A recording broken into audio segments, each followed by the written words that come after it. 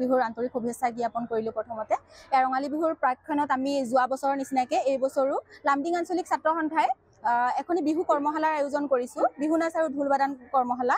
আৰু আমাৰ প্ৰশিক্ষক হিচাপে উপস্থিত আছে গুৱাহাটীৰ পৰা জম্পী ৰাজবংশী আৰু কৰ্ণ বৰা ডাঙৰীয়া। তেওঁলোকক আমি প্ৰশিক্ষক হিচাপে আদৰণি জনাই আনিছোঁ।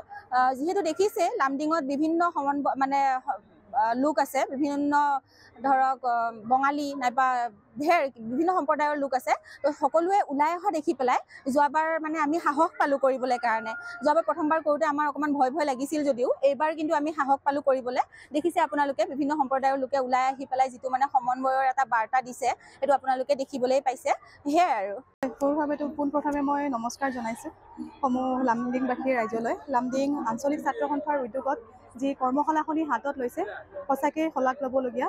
লগতে মই সমূহ লামডিংবাসী ৰাইজকো ধন্যবাদ জ্ঞাপন কৰিছোঁ যে উঠি অহা ল'ৰা ছোৱালীখিনিক বৰ্তমান বিহুৰ বিষয়ে কি জানিবলৈ আগবঢ়াই লৈ আহিছে।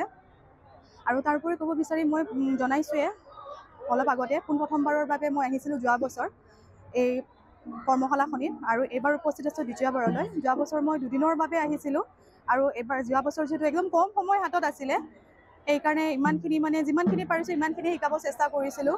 আৰু এইবাৰ যিহেতু মই আহিছোঁ 6 দিনৰ বাবে, আজি প্ৰথমটি কাৰ্যসূচী আৰম্ভ হৈছে।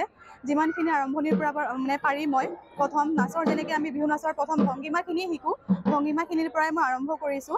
আৰু বাকী যি অনাগত 5 দিন আছে সেই 5 দিনত মই মোৰ ফালৰ পৰা মই এইখিনি বয়সলৈকে যিমানখিনি শিকিছোঁ তেখেতসকলক মই মোৰ শিকাব চেষ্টা কৰিম। লগতে তেখেতসকলৰ লগতে মোৰো শিকা হ'ব, যিহেতু শিকাৰ কোনো অন্ত নাই।